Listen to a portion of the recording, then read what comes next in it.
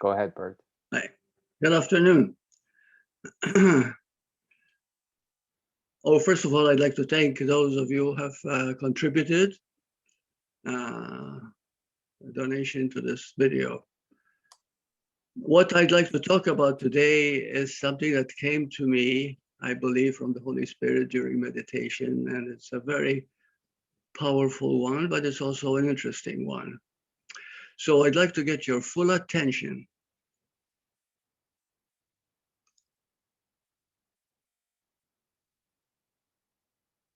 Now, I've been shown that there are three types of people who follow truth, or rather, three types of people. They don't necessarily follow truth. Number one are the average person who simply goes about life every day as usual. Sometimes they belong to a religion or not. This is the vast majority. Then we have a second group. The second group are people who are interested in knowing who they are. Sometimes they start with psychology or a form of metaphysics, and they gain greater knowledge of who they are, what they are, and their place in the universe. And then finally, we have the third group. And the third group is arrived by simply going beyond everything that you've ever been taught. And it is this: there is only one. There's only one of us, one of you, in other words, okay? So you realize that you are the one. And that's quite something. So it is slowly through understanding yourself, who you are, how you behave, how you think, how you feel, and through the process of forgiving yourself during all this, is that you arrive at this stage. This stage is very beautiful because there are no religions in it, no philosophy, nothing. There's only one, and that one has never been born and never die. You are that one. If you do not understand it, we can try to do our best to kind of go into it later on. I'd like to mention also why this is very important to discuss and to tell you about the experience that I've had. By the way, I have already told you about it, but this is how it fits in. I was married to a wonderful woman called Sylvia.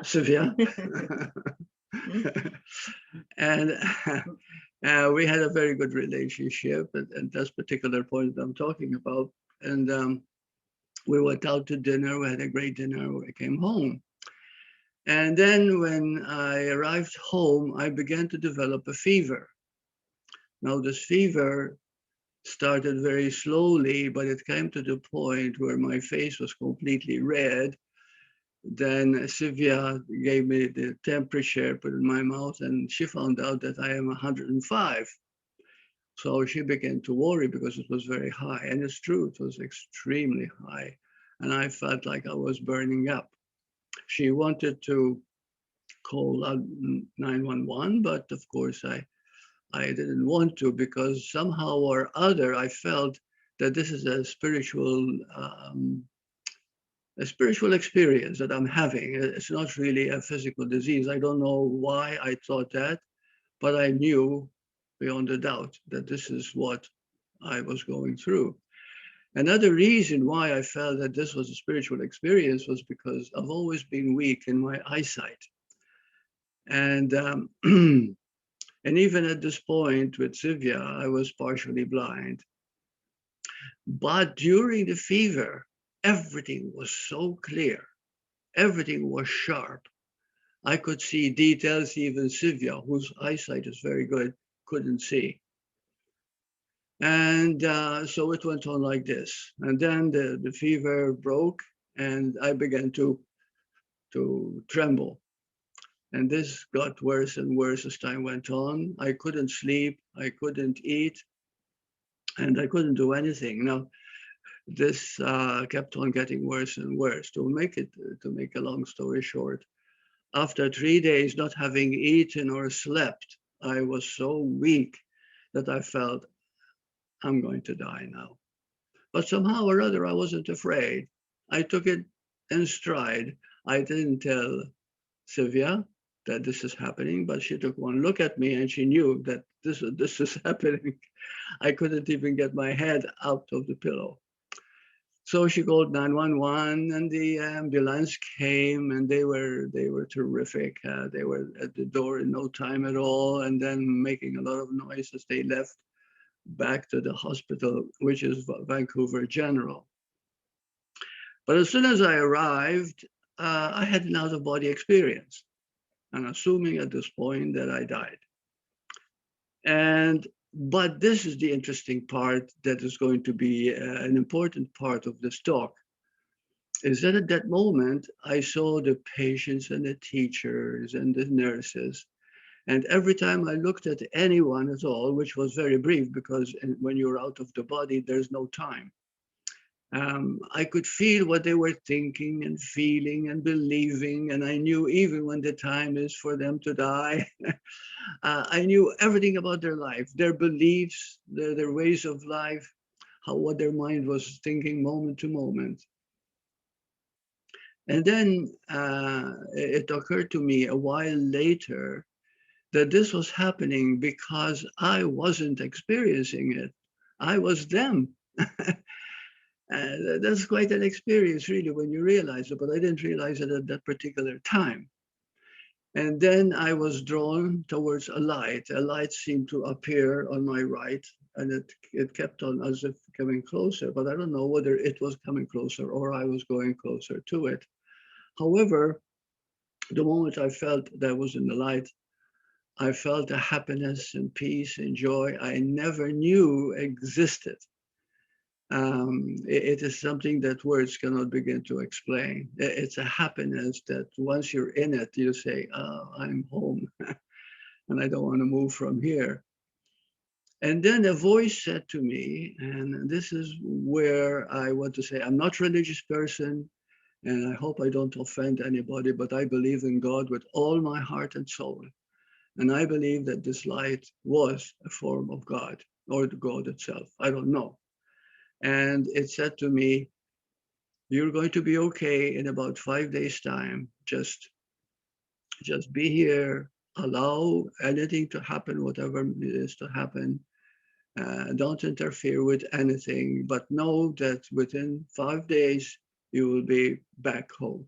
It's something that probably, they didn't say that, but it didn't say that, but it's something that I needed to learn at that particular time.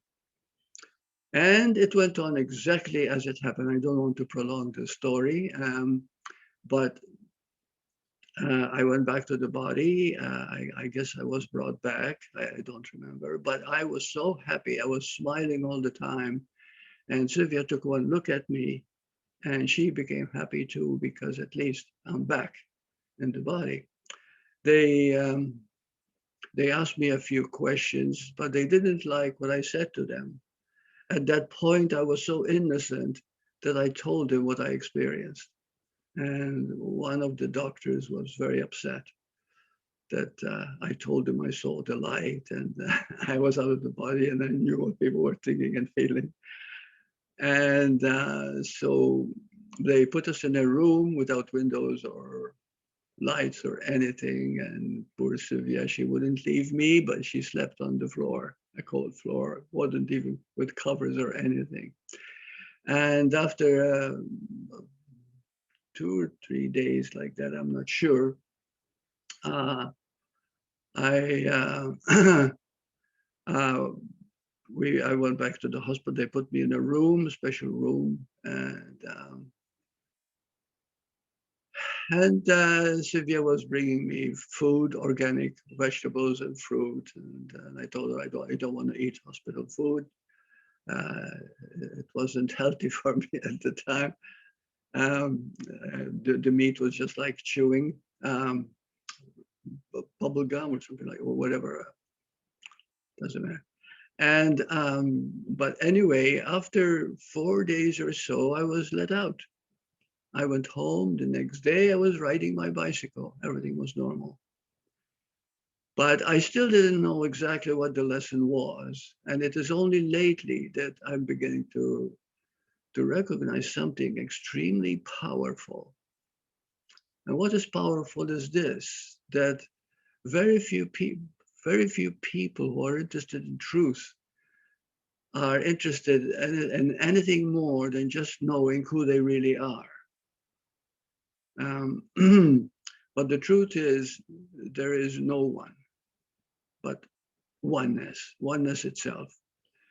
And this is a hard one to take, and I'm still adjusting to it and learning to adjust to it. There's only one of us. And so this is the biggest number 3 lesson. Now, what I would like to go through is this, that the one word we need for our growth is called not unity, unification. unification. Thank you. Unification. You're unification means that to see that everything is unified, everything is one, and we all function as one, really. Because if I hurt someone, it came from my own hurt. You know, whatever I feel about another is what I'm feeling myself. So, in other words, without going into it too long, let me preface that the next important phase of what I want to talk about is this: how do we continuously get in our own way? Well, we do it by not feeling our unified wholeness.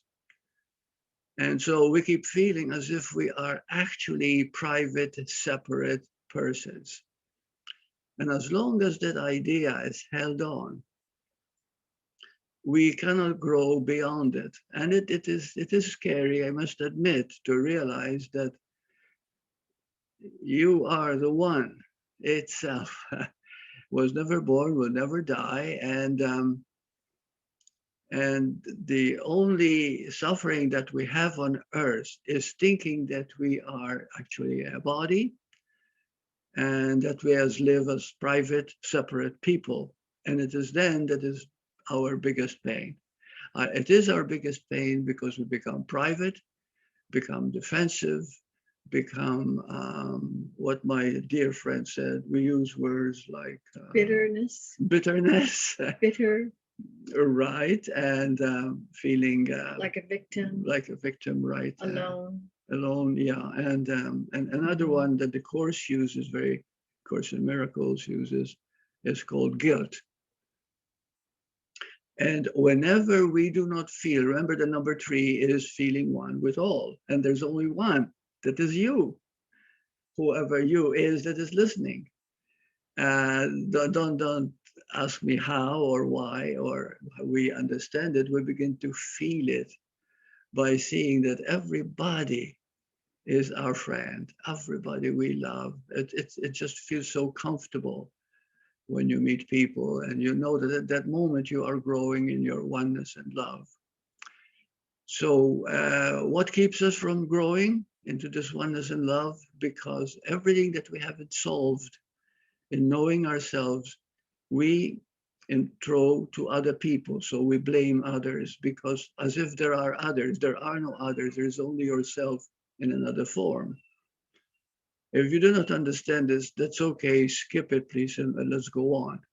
What is important at this stage is to learn that whenever you do not feel this force, this unification, the oneness, non-duality. Beautiful, thank you, sweetheart.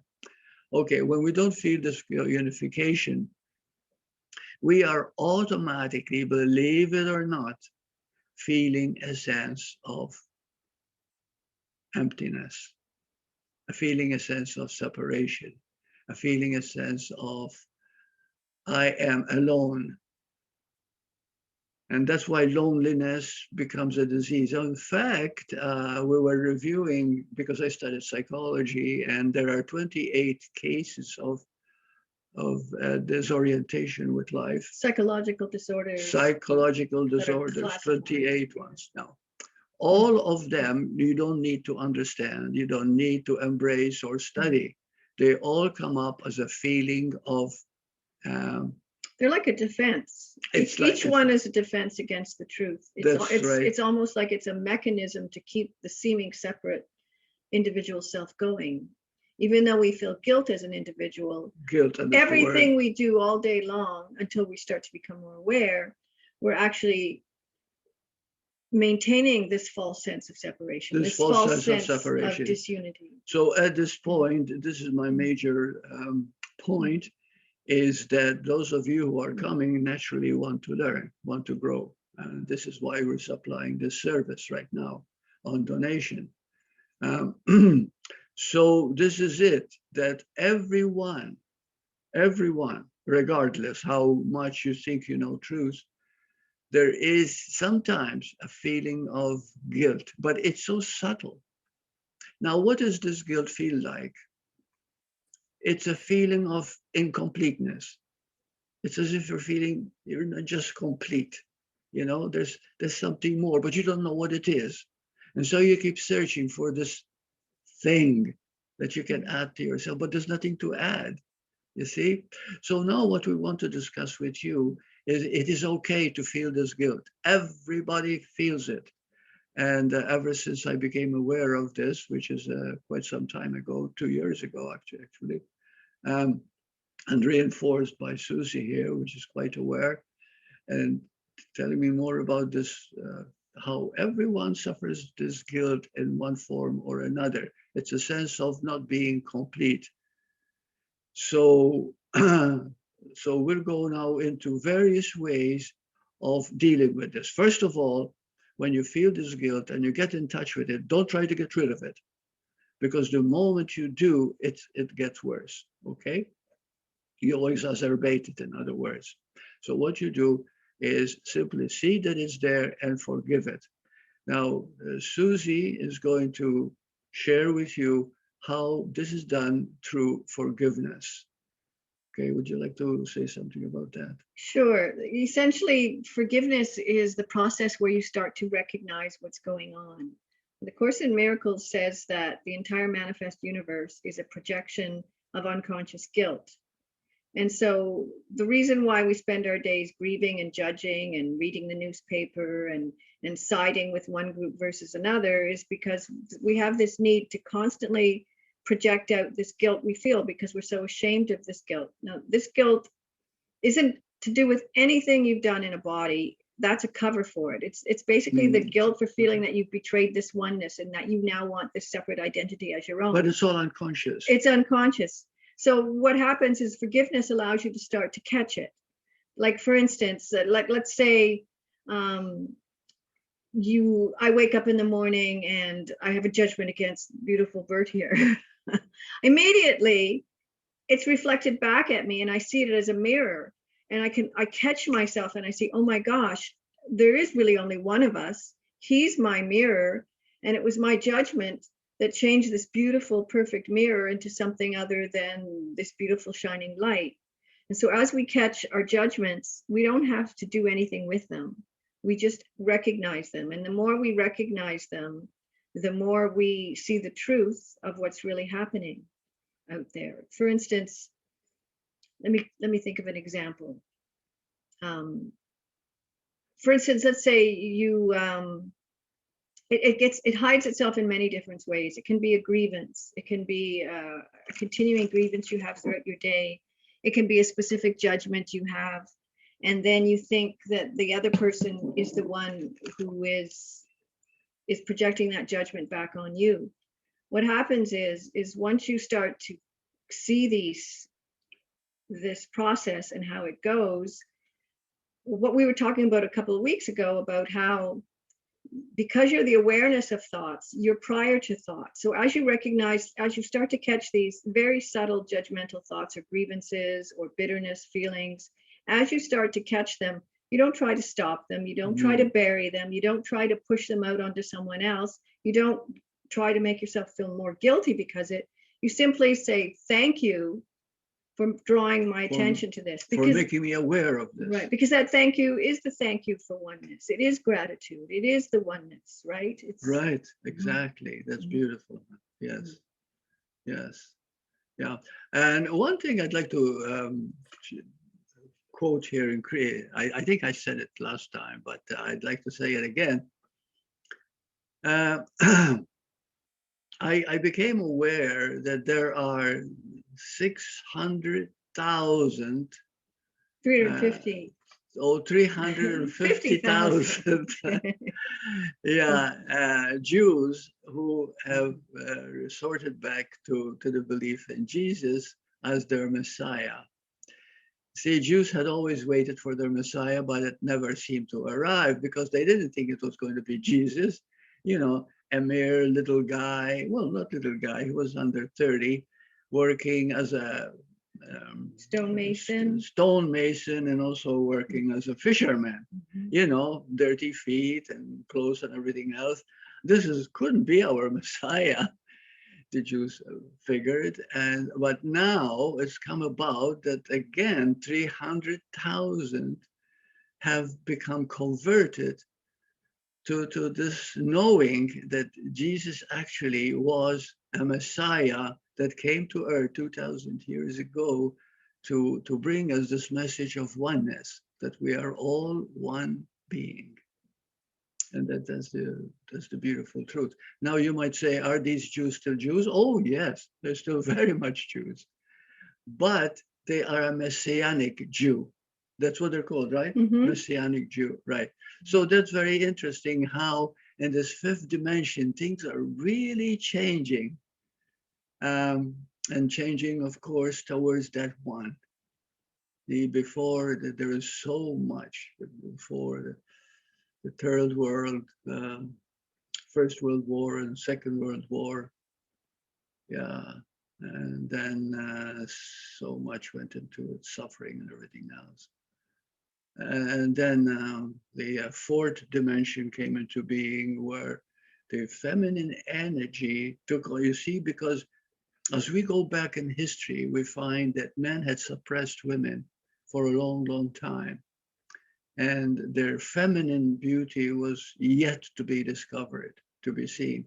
But the feminine energy of the female, the yin part, is the real spiritual essence, really. The sweetness, the gentleness, the softness, the sympathy, the caring, the loving. That doesn't mean men are not, of course they are. But what has happened now that it has transferred, the energy has been transferred a little bit, and there are many women teachers now who are doing a great job.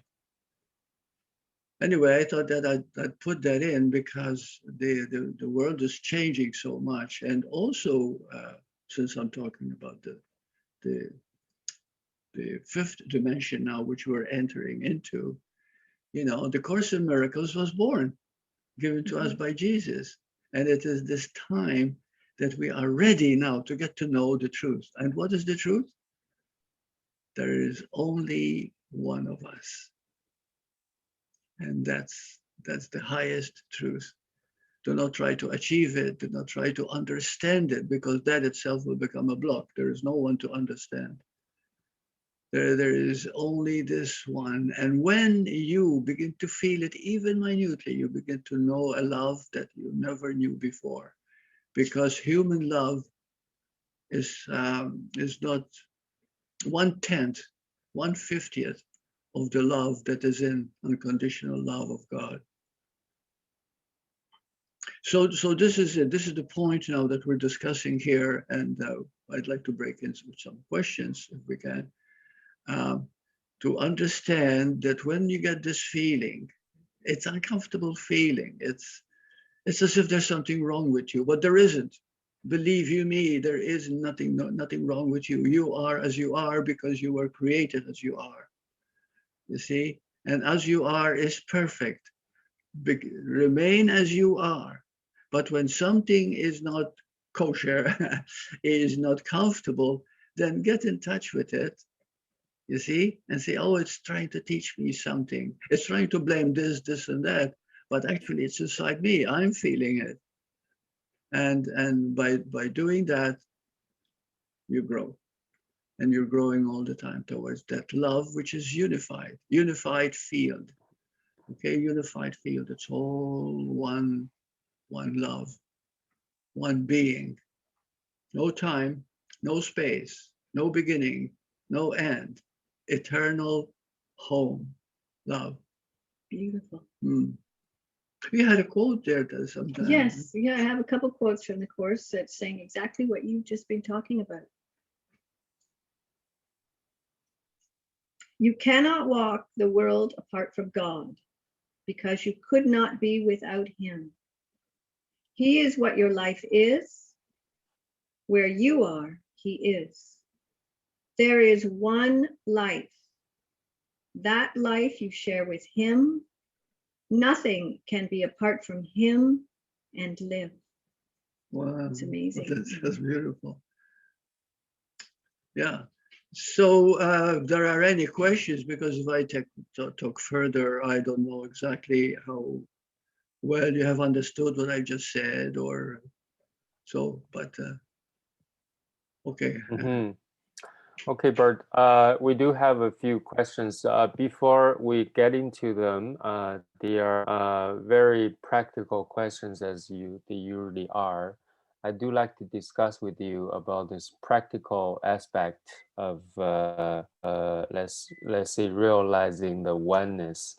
It's often that I find myself, becoming better at catching or fear or guilt, which I think Suzy put it very well when we discussed it, that fear always really is about future. You're worrying about your future, and guilt usually you feel something you've done in the past, or you've not done enough for somebody or for a situation. But besides those two, I think the thing I like to call it bitterness. This is not in a situation where you think you've done wrong or worrying about your future. Rather, you think you've done enough, or you think you've done more than enough. To give you an example, maybe you think you've done a lot for your children and you're expecting something in return. So this kind of bitterness feeling, you will tell your children that you've done so much for them and they better behave, something like that, right? So that, to me, is contaminated the purity of love, agree, That's good. where That's correct. it's sometimes it's very subtle, but it's But very you know subtle, but I why think this it's is so comparable important? to fear and guilt. I don't mean to stop you there, because what you're saying is very wise. But this bitterness is another part of us to defend ourselves, to find an excuse, to try to understand. But it is nothing more than the discomfort inside us. And it comes out in that form. So that doesn't mean there is something wrong with us. It means that there is a message we need to learn. We need to listen to. In other words, if I find something is bothering me inside me, the first thing I need to do is listen that I somehow created it. And it's there because there's something for me to learn. And then I can forgive it and let it go. And hopefully that from it I have learned to become more compassionate, more understanding. But whatever we do, whether it's bitterness, whether it's guilt, whether it's shame, whatever it is because a part of us, believe it or not, is hurting because we know there's more to life than this. We want pure love. Do you know that unconditional love is the greatest need of humanity? Is the greatest, most needed point.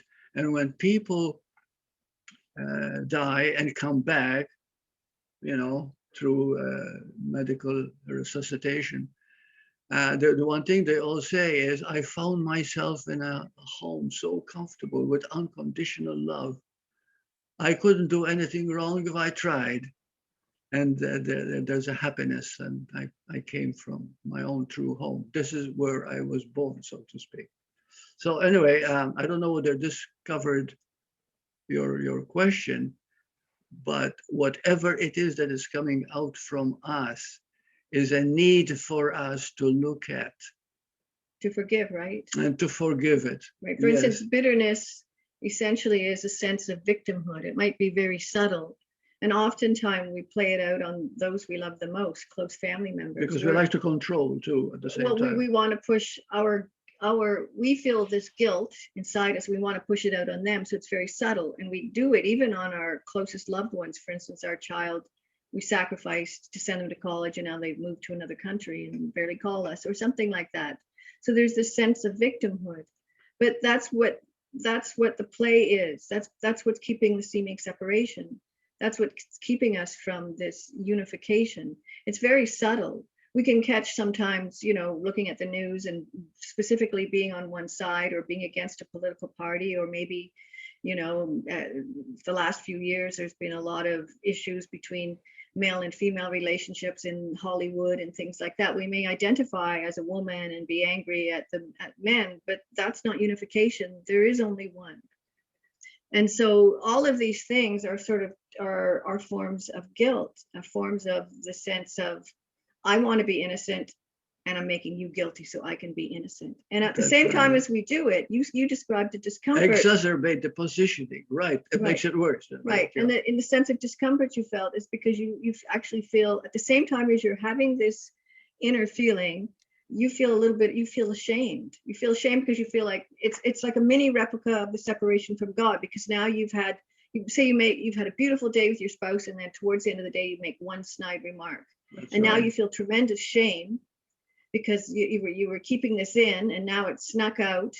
But instead of creating this tremendous shame, this is an opportunity to say thank you for bringing this to my awareness, to see what's going on. And that is the major point, is that whenever we feel this, and this is inevitable, this feeling of bitterness, doesn't matter what you call it, everybody gives it its own name. The Course calls it guilt. Guilt, or unfair treatment. Yeah. Yes.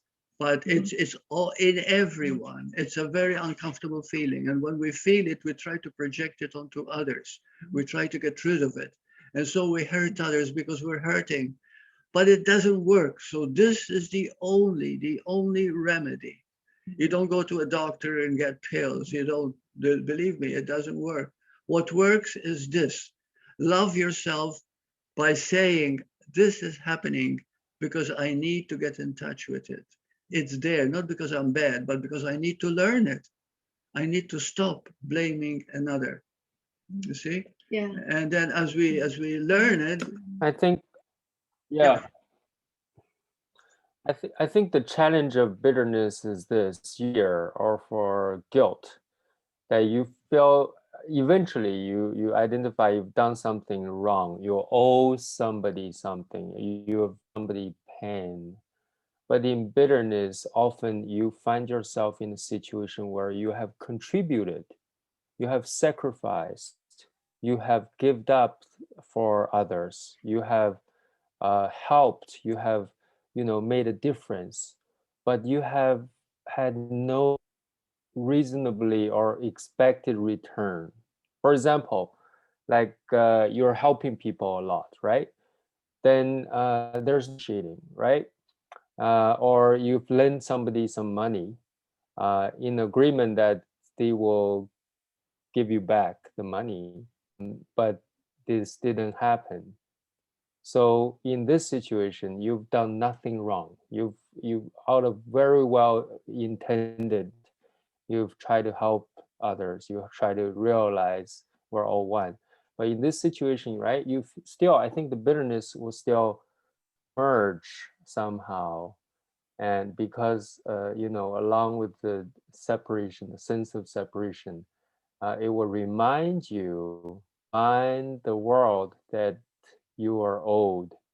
You deserve more than you. So is that for you to have to really?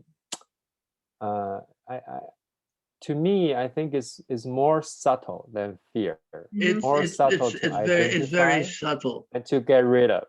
But any excuse that you find to placate it, any excuse that you find so that you put up with it, is merely another stage that for you to repeat it again.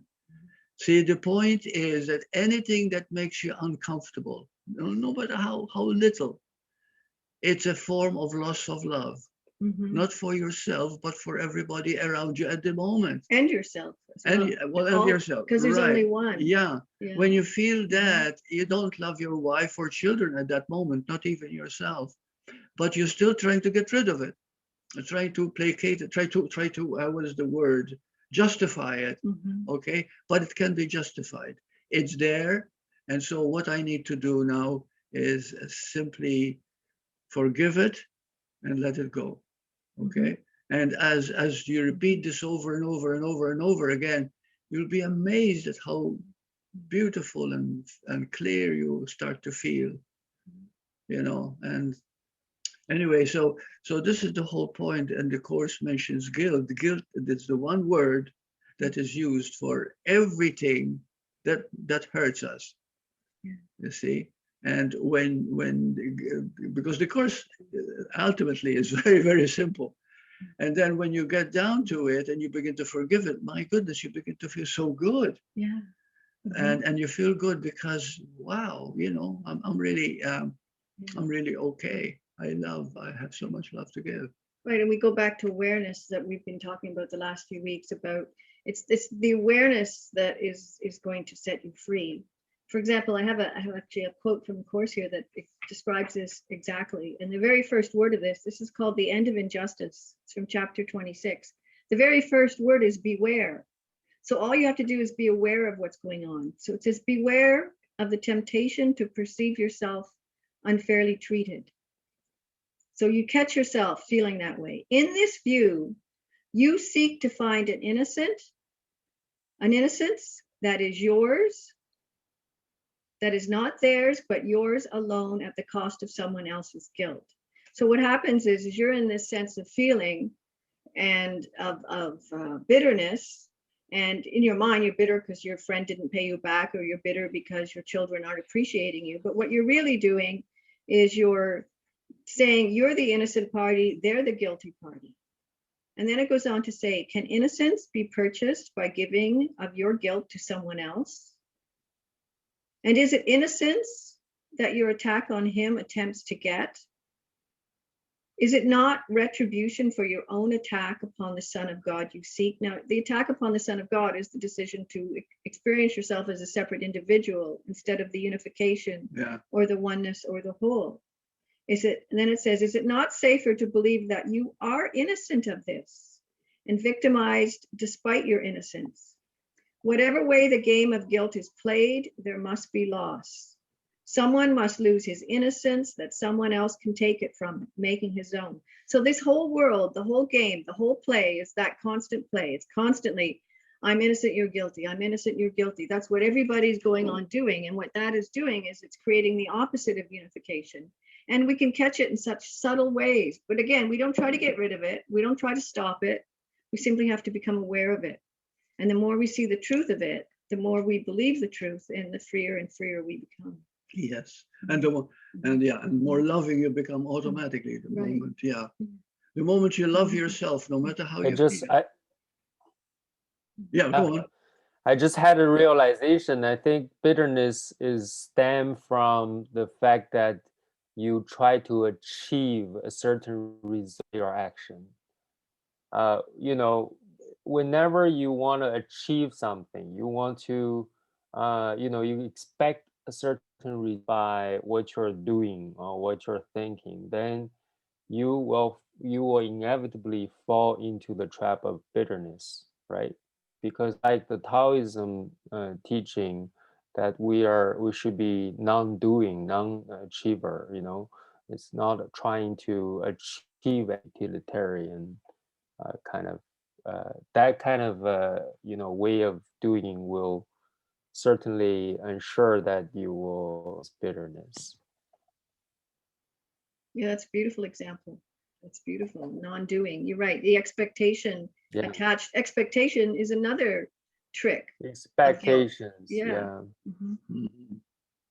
Because everything you do, you kind of set up a subtle expectation, and You know, you probably didn't, sometimes you don't even realize it when you're doing it, but afterwards or in the middle of it, all of a sudden realize, hey, wait a minute, should I get rewarded for this, right? Or how, you know, why am I? So I think that's naturally will grow out of that.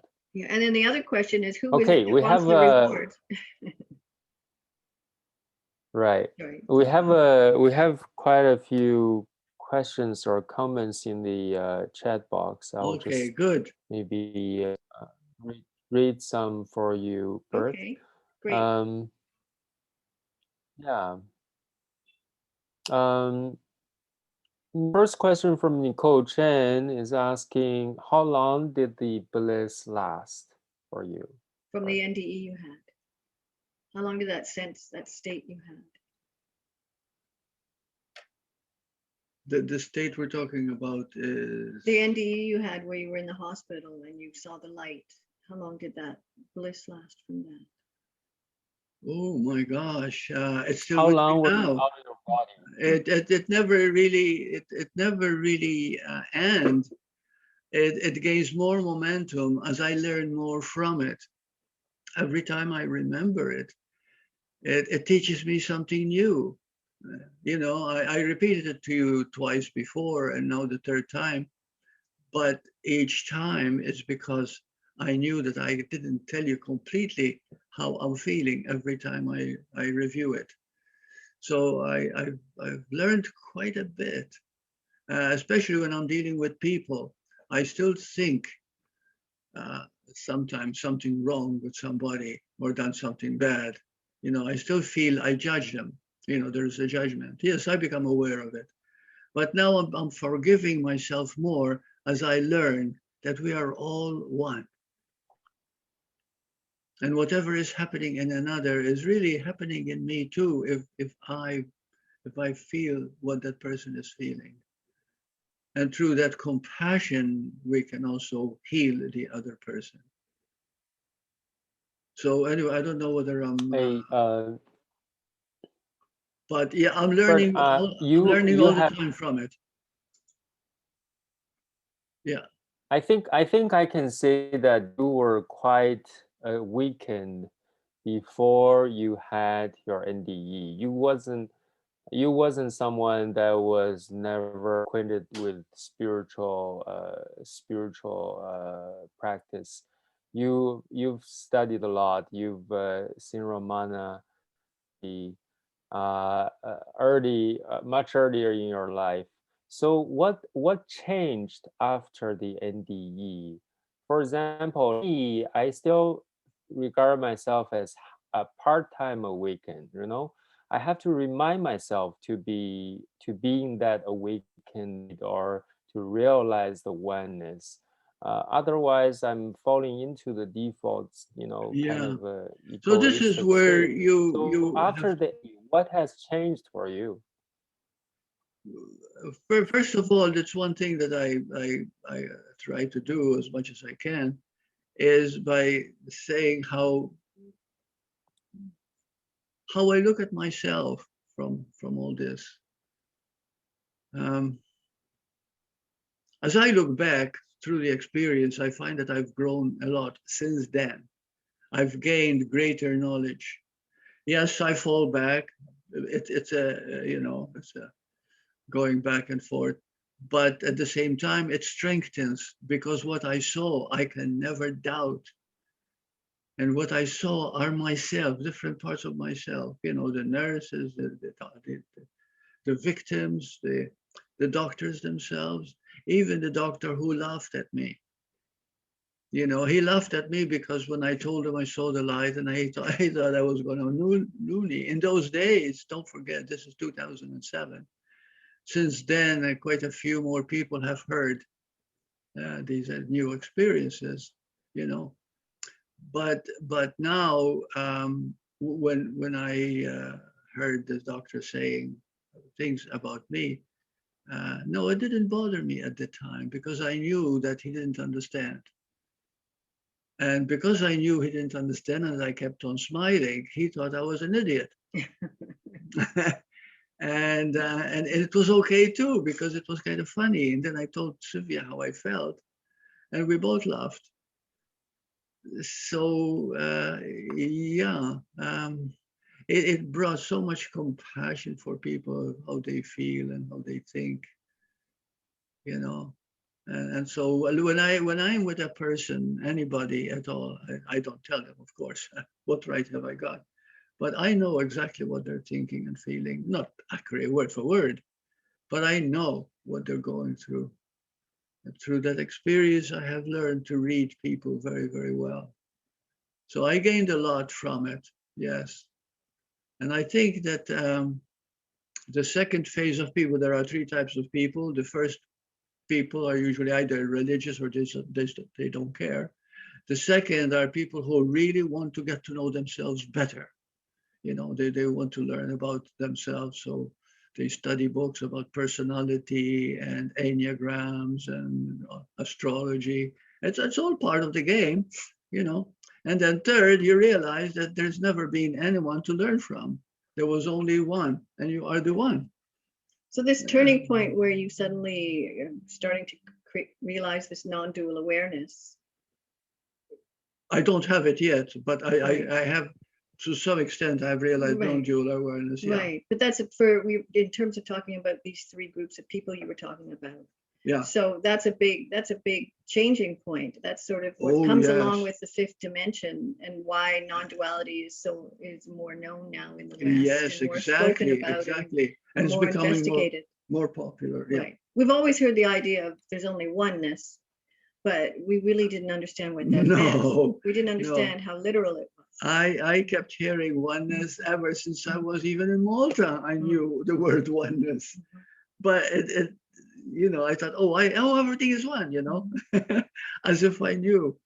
But nobody knows what oneness is until you begin to experience it. And you cannot experience it until you can love yourself completely, no matter how you feel, and love the other who doesn't feel the same way about you and still love them.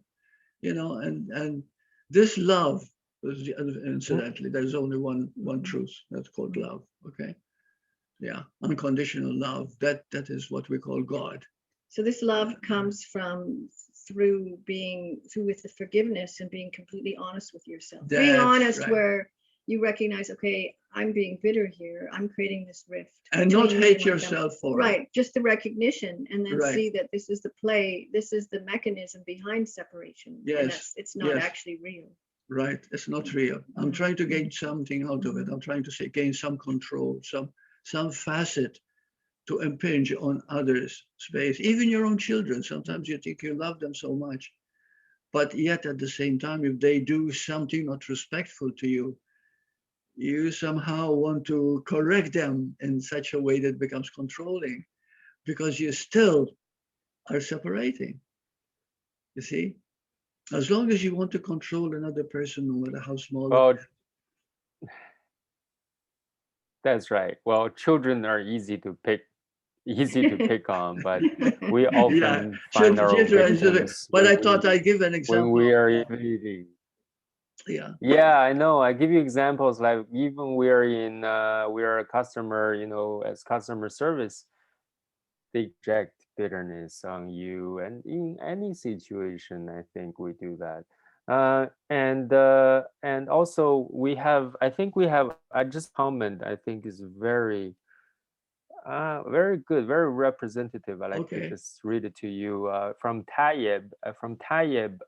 His ego has shifted many shapes, but I felt that it absorbed this all knowledge and used it.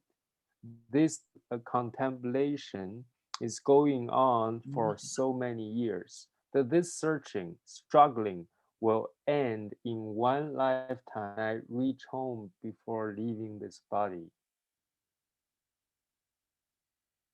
I don't. It Can was you a tell? comment. It wasn't so much a question. Okay. How can I reach home before leaving this body? Oh. Well, this searching end in one life, because Oh. we often experiencing, sometimes we've been searching and struggling and studying and realizing for years and years, And back lifetimes. and forth, zigzagging, right? Yeah, Yeah, so that's the question, that's the question. right? And the question is, we have That's the eternal time. quote. Yeah, we get it when we get it.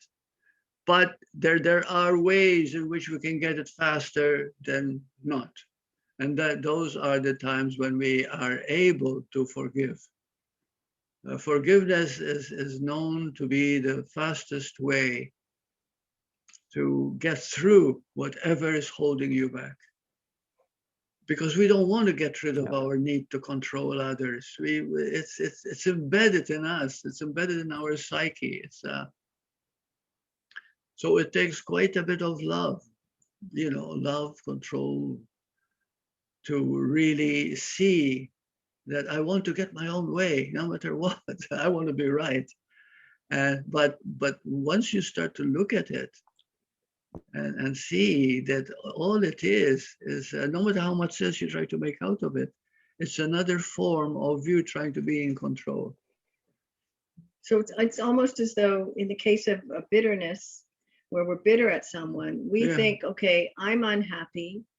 I don't have what I want. I'd have what if this person gave me what I want, I'd be happy. So ultimately, it's just it's a misunderstanding in a manner to try and look for love. It's a call for love. It's a call for love. Oh, that's Right. beautiful. That's That's beautiful. That simplifies it. Yeah, We're always looking for love. Always. We don't know it, of course. If we knew, it would change overnight. Yeah, but we're always looking for love because love is who and what we are. Yeah. and recognizing the innocence in ourselves and the Yeah. other is the remembrance of love. Yeah. Yeah. There was someone who asked And a it's where we're question. from.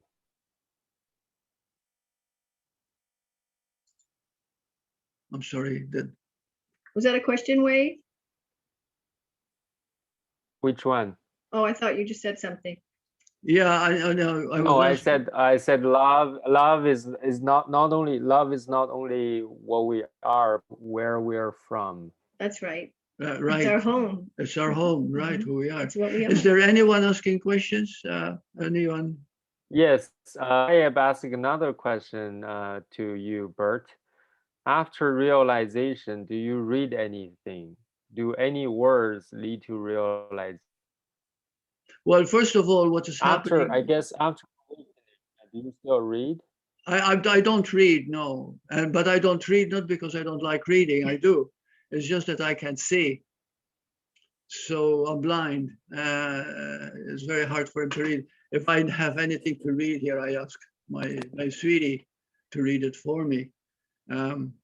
But I'm learning. And I'm very lucky because I have her that whenever I do something that makes me unhappy or her unhappy or whatever, we discuss it and we forgive it and move through it.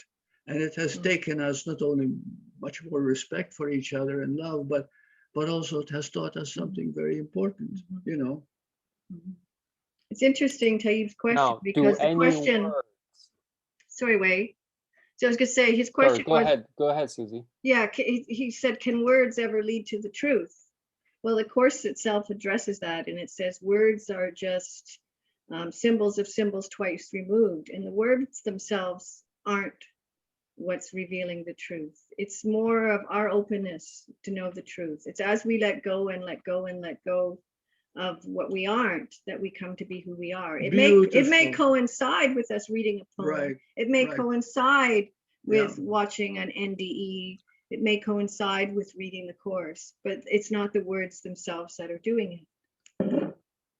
Yeah. Right. Yeah. I think referring to the Buddhism tradition, I think these are like the point of your finger, just like Buddha says. When you point to something, if your eyesight can only extend to the finger, then that's And incidentally, knowledge. to remind you, it's 5 to 5, 4 minutes to 5. Right. Yeah. Okay.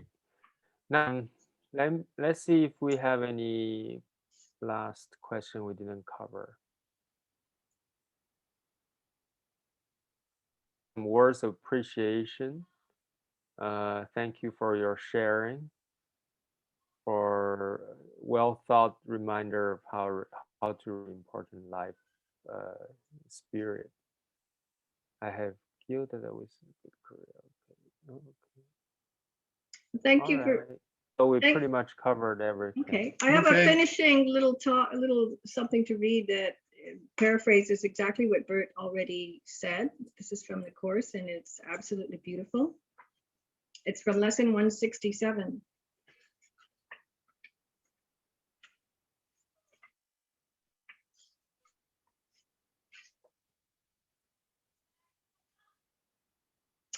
There is one life, and that I share with God. There are not different kinds of life, for life is like the truth. It does not have degrees. It is the one condition in which all that God created share.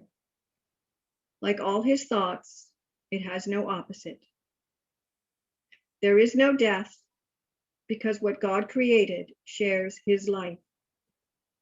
There is no death, because an opposite to God does not exist. There is no death, because the Father and the Son are one. Mm. Thank you, honey. Thank Yes, you. That thank was you so everyone for beautiful. coming.